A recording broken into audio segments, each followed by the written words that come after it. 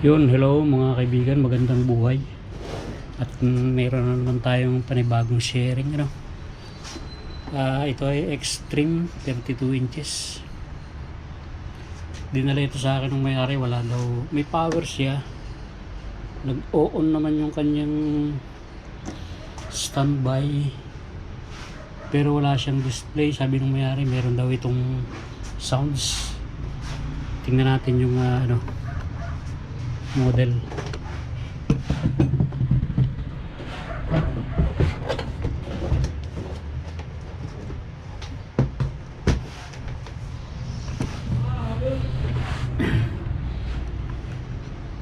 Ayan, kung nakikita nyo mga kaibigan, itong model nya, oh. Ang model nya is MF-3200. Yung 32 inches yun. Okay. And hindi ko alam kung meron na itong nagbukas, pero wala na siyang ang tawag dito, yung seal. Abang-abang lang mga kaibigan at bubuksan natin.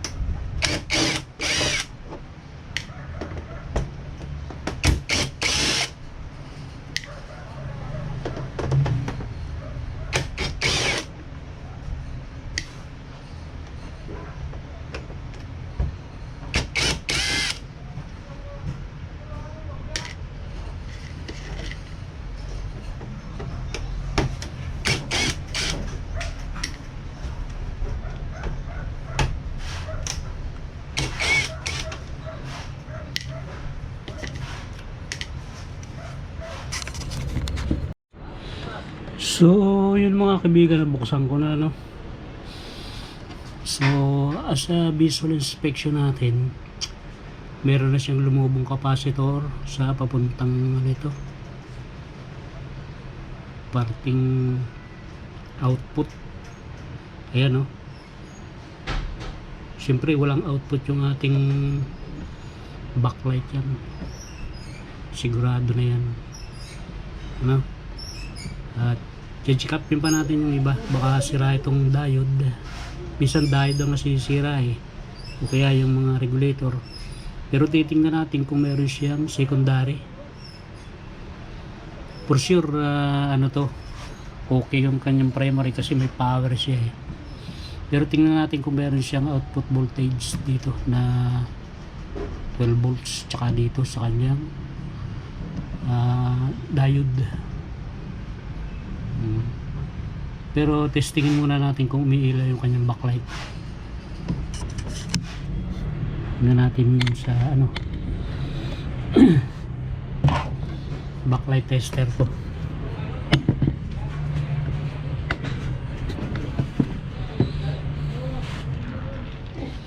Bunutin muna natin itong backlight.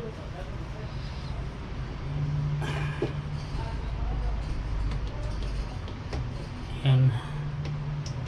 Kunin natin yung backlight tester natin.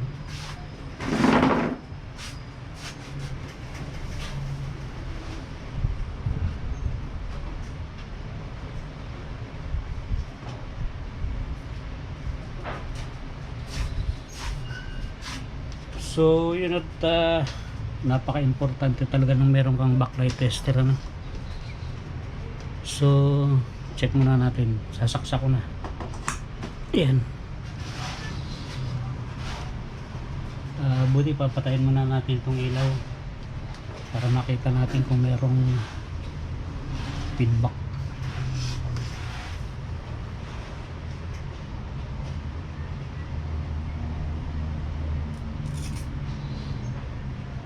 So yun, buo yung backlight nya, makikita nyo yan, no? Iwan ko lang kung kita nyo dito, tingnan nyo dito, dito ilaw yan. Tingnan natin kung kita sa ano, yan, oh. Oh, hindi kita. So lipat natin yung camera dito. Yan. At tingnan nyo itong parting ito, ilaw siya.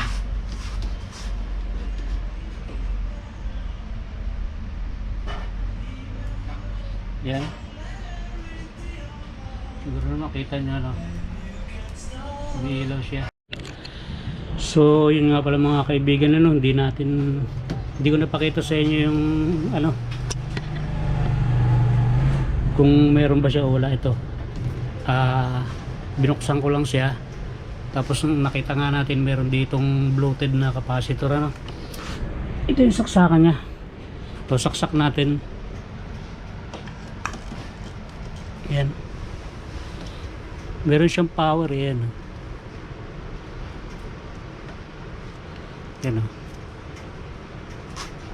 Tapos pag pinindot mo yung power nya, meron siya data power, power nito. Ito, pagdutin natin yung power. Yun, oh. Ito, meron na siya. Okay, pero kung makikita nyo, hindi nabubuhay yung kanyang backlight. Yan, oh, wala siyang backlight, oh. Tapos tingnan natin yung harap, wala rin, oh. Kadalasan kasi nito, pagka okay yung kanyang supply ng backlight, ay meron siyang, makikita mo dito na ano yung kanyang ilaw, yung backlight niya pagka ginanit mo yung board, ano. So common na yan sa mga pag-check ng LCD TV. Okay, pero kung makikita nyo, kung makikita nyo, meron siyang raster. Yan, oh. Hindi kita sa video, ewan ko lang kung kita yan. So yun lang ang problema nito. At yun nga, papalitan natin yung capacitor na yun. Yan, oh. Pero chichikin natin muna kung meron supply ang ano niya, kung may supply. Yan, nakasaksak pa yan. Tingnan natin kung may supply yan. Dito nyo na lang tingnan sa tester. Yan, kita naman yata, yan, kita yan, tingnan ninyo. So ground tayo dito, na tayo mag-ground sa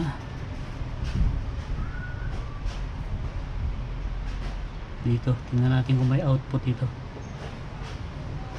So ayan, may output nga, 17 pa, dapat 12 yan.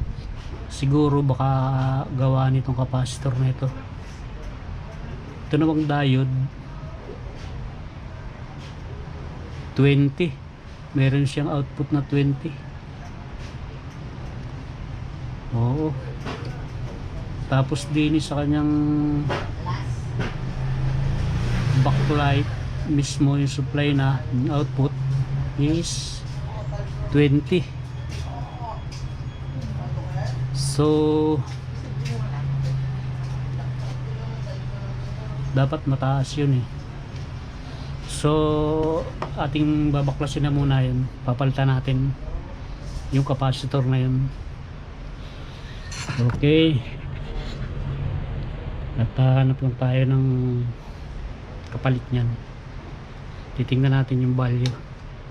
Okay mga kaibigan, at stay tuned lang, abang-abang lang. cut muna natin yung video at maghahanap pa tayo ng capacitor.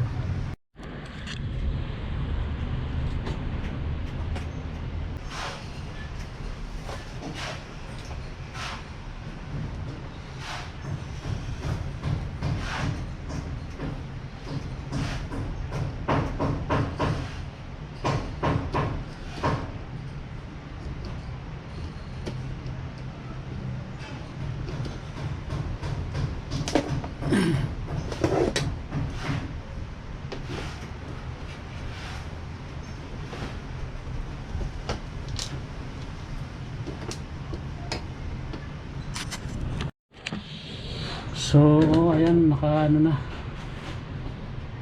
pinalitan ko na siya. Voltage check natin.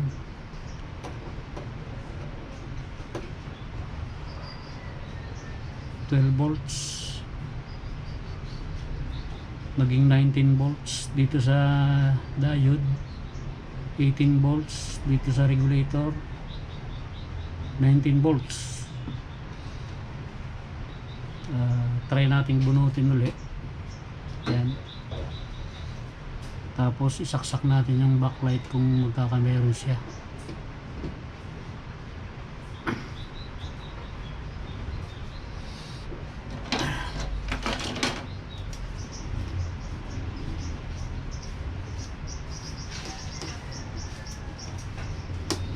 Ilagay natin itong kanyang ilagay natin itong kanyang standby light. Sasaksak ko na. Yan, nagkameron siya ng ilaw.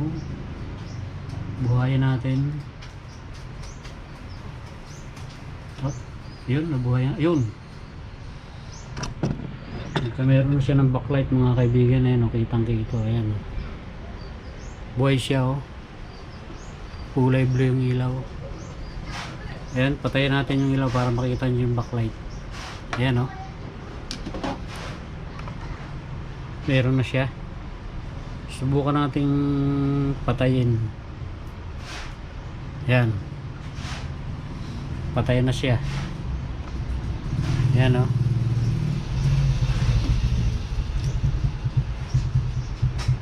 Tapos buhayin uli natin.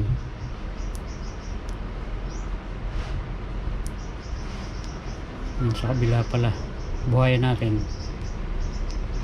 Yun, nag blue.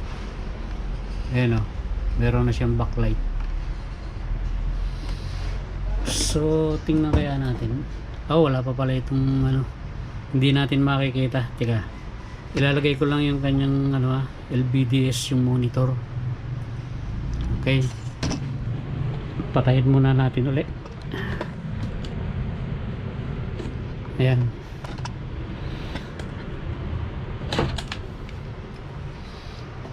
mababa pala yung 14 volts. So naging 19 volts siya, 19, 18 yan. So ayan, kabit natin yung kabit natin itong kanyang panel, itong LVDS. Tapos titingnan natin yung output nya.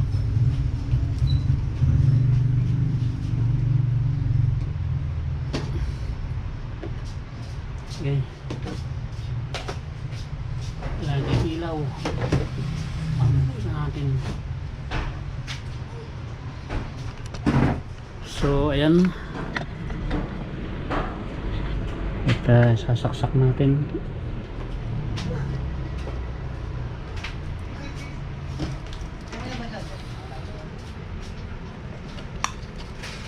Yun,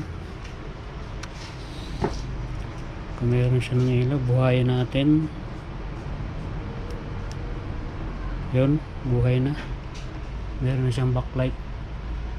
Tingnan natin kung may display. Yun, meron na. Kompleto, malinis pa, oh.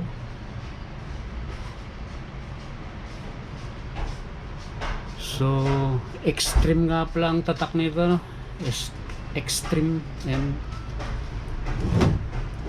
So Okay na, yun lang sira. So at aasimbulin muna natin, tapos lalagyan natin ng video. Okay, cut muna tayo ng video. So yun mga kaibigan, na hindi ko muna siya tinakpan. Lalagyan natin siya ng flash drive. Titingnan natin kung meron siya video. Hindi ko alam kung may video pa itong anong to eh, flash drive ko na to eh.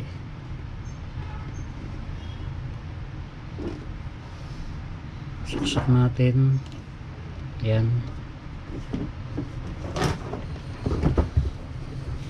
Mamaya ako na lang tatakpan, may ginayang makita muna natin kung talagang okay na siya. Sandal muna natin dito.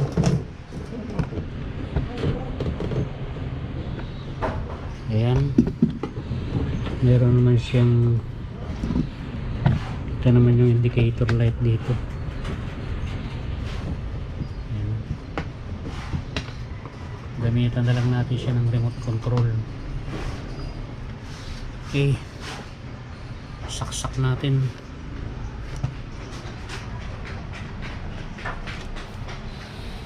Yan, umilaw na siya. Gamitan natin ng remote control.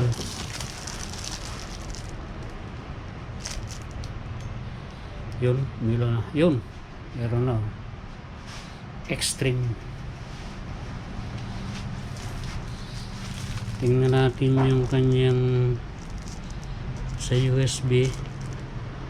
Ayun, ganda pa, virgin na virgin. Movie C system volume.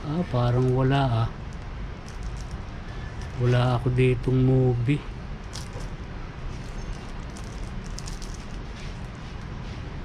Wala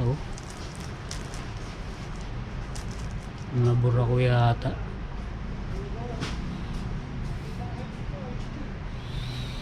So sigurado na ito, meron na to, kasi wala lang yung aking movie. So by the way mga kaibigan, at sharing lang naman ito, at kung nagustuhan ninyo yung aking isinira sa inyo, thumbs up lang mga kaibigan. Okay, at siguradong okay na to. At hanggang dito na lamang. Okay, salamat mga kaibigan. Shout out na lang sa inyong lahat. Bye bye.